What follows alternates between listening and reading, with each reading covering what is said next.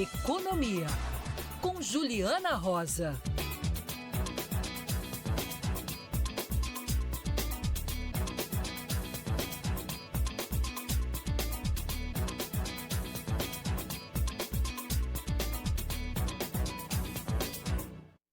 Hora de conversar com Juliana Rosa nessa sexta-feira. A gente vem acompanhando, destacando ao longo do dia, depois da operação de ontem, novas regras para fintechs enquadradas como instituições financeiras, como bancos também. E aí, Ju, acho que todo mundo se pergunta a mesma coisa.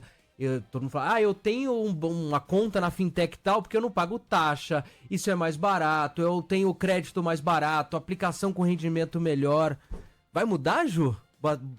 Já dá pra falar. Boa tarde, Ju. Tudo bom, Sandro? Boa tarde para você, para Larissa, boa tarde para os nossos ouvintes.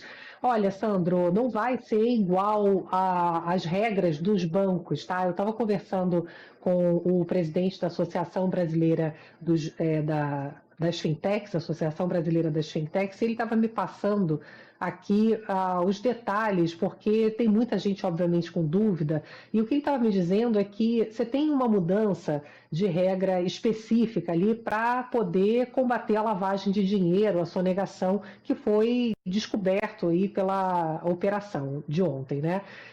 Ontem o ministro da Fazenda, Fernando Haddad, ele deu uma entrevista coletiva para a imprensa e ele falou que a partir de hoje a Receita Federal vai enquadrar as fintechs como instituições financeiras. Então, e aí não explicou exatamente o que vai mudar, porque ficou parecendo, como você falou, que as regras vão ser iguais às dos bancos. E o que o presidente da Associação das Fintechs estava me explicando é que não. O que muda é uma regra específica de as fintechs agora terem que reportar à Receita Federal as movimentações financeiras, porque até então, se você faz uma movimentação hoje num banco grande, atípica, você faz um depósito, uma transferência num valor alto, por exemplo, o banco ele reporta isso automaticamente para a Receita. E nas fintechs não acontecia dessa forma.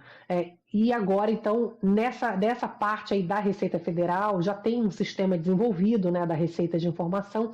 O que ele me falou que até pode aumentar um pouco o custo ali das fintechs, porque você vai ter que ter gente para poder fazer esse trabalho de informação, né? Mas ele disse que não é um grande investimento, né? Que tem que montar uma estrutura, um sistema, porque é um sistema que já existe da Receita Federal. Então, ele acha que é algo adaptável, né? Porque se fosse mudar completamente as regras das fintechs e equiparar as regras dos bancos, teria que ter toda uma mudança de legislação, de modelo de negócio, como você falou, né, Sandro? São empresas que, justamente por terem custos e regras muito menos exigentes e custosas do que os grandes bancos, elas conseguem ter capacidade de oferecer para os clientes bancários condições de competição.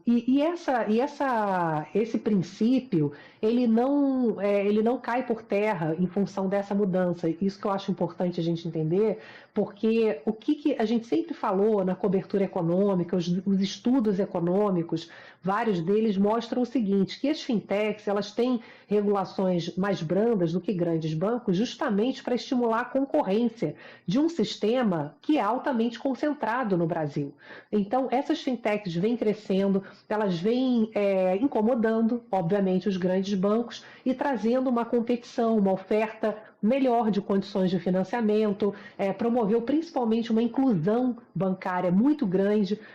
Os números estão aí na casa de 60 bilhões de brasileiros que nunca tiveram acesso a uma conta bancária e que conseguiram, porque hoje é muito mais fácil. Você abre uma conta no seu celular, é algo muito mais simples, você não paga 500 mil taxas que um grande banco cobra. Então, isso é importante de ser mantido. Agora, é claro que uma regra que ninguém sabia até ontem, que abria uma brecha para a sonegação e lavagem de dinheiro. Então, obviamente, que essa regra ela precisa mudar, ela tem que ser adaptada. Agora, o presidente da Associação das Fintechs estava me falando uma coisa importante, que quando surgiram as fintechs, tem pouquíssimo tempo aí, tem 5, 6 anos, né? Eu me lembro que eu conversava isso com o presidente do Banco Central na época, o Campos Neto, e ele falava que era importante ter legislações que pudessem contribuir para que houvesse o desenvolvimento dessas empresas, justamente para criar competição, né, para o brasileiro poder ter mais acesso a instituições que não fosse tão concentrado o mercado, que a gente pudesse ter acesso a taxas de juros melhores. Então, esse princípio ele está mantido e continua, me falou então o presidente da Associação Brasileira das Fintechs. Agora, claro, Sandro, foi muito importante essa operação, porque, como diz a própria Associação das Fintechs e a Federação dos Bancos, né, divulgou até uma nota oficial aqui, a Febraban, dizendo sobre a importância de identificar e segregar quais agentes do sistema financeiro estão ou não a serviço do crime organizado. As empresas do setor de combustíveis, elas subiram muito ontem na Bolsa de Valores, porque, obviamente, essas empresas que estão legalizadas, que fazem o trabalho dentro das leis, né, elas vão ser beneficiadas, porque se abre ali um mercado para que essas ações de empresas, de distribuidoras de combustíveis. Ontem subiram muito aqui as ações da Vibra, da Raizen, da Cosan, que são empresas que, obviamente, têm agora um potencial de ganho de mercado, saindo essas outras empresas que fazem concorrência desleal através da sonegação de impostos e adulteração de combustíveis. E uma última questão que eu acho importante também, né, falar sobre essa questão da operação, Sandro, Larissa, é que a gente sempre ouviu falar na economia que a gente estava entrando numa situação perigosa, tipo, estávamos chegando numa situação que a gente em breve ia virar Colômbia,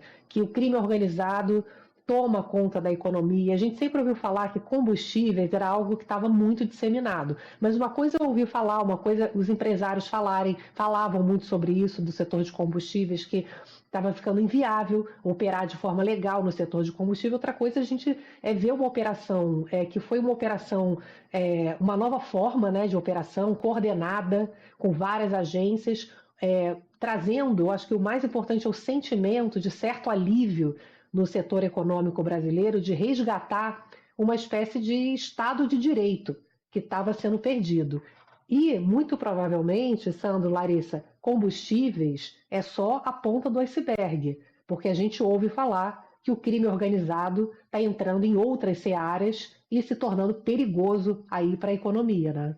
Sem dúvida nenhuma. Ô, Ju, falando isso, agora, claro, sensação de alívio, mas imagino que as conversas ontem de manhã, ao longo do dia, não é comum a gente ver parte do centro financeiro do Brasil, da Faria Lima, cercado pela Polícia Federal. O pessoal estava muito assustado pelo que você conversou, Ju?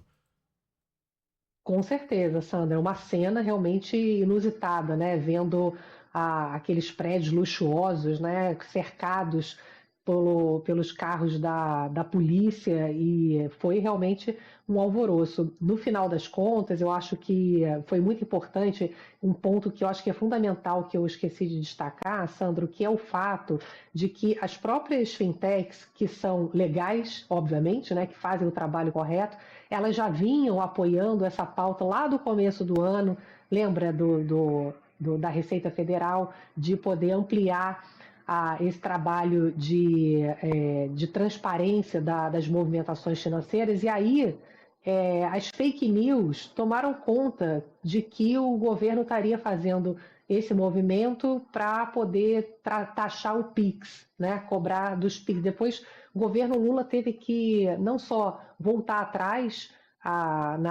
naquelas novas regras para poder justamente evitar a sonegação, lavagem de dinheiro, e teve que colocar uma medida provisória, né? Teve que publicar uma medida provisória para dizer que não cobraria em momento algum taxa sobre PIX, para dizer o que já estava dito, né? O que já existia. Então a gente foi alvo ali, o país perdeu essa oportunidade naquele momento, e essas fake news proliferaram em relação à cobrança de taxa sobre PIX. Não era o objetivo, era justamente porque a Receita Federal já vinha observando a necessidade de dar esse passo de aumentar a fiscalização dessas transações financeiras para poder investigar a possibilidade de crimes que já vinham sendo observados. Então, é claro que provocou um alvoroço, Sandro, porque a gente nunca viu uma cena dessa, né, nesses prédios aqui da Faria Lima, né, o coração financeiro aí do país. Por outro lado, algo bem apoiado, né, e visto como algo que não chega a contaminar a imagem do setor financeiro, né? As fintechs estavam preocupadas, obviamente, quando eu conversei com o presidente, de ter um olhar demonizado sobre as fintechs, e por isso que eu falo sobre a importância, né, de estimular as fintechs, obviamente, um negócio novo e com uma regra que tinha brecha para sonegação e lavagem de dinheiro do crime organizado, que obviamente tinha que mudar e tinha que melhorar essa regra para fechar essa brecha, mas longe da gente olhar o estímulo, a concorrência bancária como algo negativo, né? E Ju, aproveitando que você está aqui com a gente, fim de semana tem economia para você. Dá um spoiler, uma prévia do que a gente vai conferir? Amanhã vai ter o Economia para você aqui meio-dia e eu vou conversar com o economista Roberto Padovani, um balanço um pouco dessa semana dos indicadores que a gente conversou aqui, mostrando que a economia brasileira está perdendo fôlego, né? Tanto os dados do mercado de trabalho com carteira assinada mostraram a menor geração de emprego com carteira em 5 anos, agora em julho. A gente falou de deflação, né, na prévia oficial da inflação, previsões de inflação caindo também, com uma expectativa que aumenta aí por corte de juros esse ano. Ao mesmo tempo, o presidente do Banco Central, Gabriel Galípolo, pedindo cautela, né, dizendo que ainda quer manter esse juro alto por um período prolongado, o quanto que essa guerra comercial dos Estados Unidos afeta a economia brasileira, né? O quanto que a gente tem de margem de manobra para encontrar novos mercados. Gente, são muitas perguntas, eu até falei com o economista que eu falei assim, olha, você vai sentar aí, eu vou fazer vou te metralhar de dúvida aqui, porque vamos combinar que o ambiente está bastante complexo aí na economia mundial, né? A gente deixa um espacinho a mais na grade, Ju, 2 horas amanhã, pode ser? Combinado, porque olha, não coube. Eu falei para ele voltar já semana que vem, porque a minha lista de perguntas era grande. E agora, então, né, com essa questão toda de fintechs, dá pra gente ficar mais 1 hora, realmente. Sem dúvida. Ô, Ju, te falaria beijo até segunda. Eu não volto, tá? Entro em férias, mas você tá de volta na segunda-feira. Ah, que absurdo. Mas eu tô aqui, Quem deixou? viu, Ju? Você não viu? Eu tô aqui. Ô, Larissa, ele não viu o e-mail, né? Eu já fechei meu computador. Cancelando as férias. Já fechei o computador, não vou nem olhar. A gente entrega uma carta escrita, pode ser? Isso. Beijo, Ju. Aproveite. Pode deixar. Um beijo.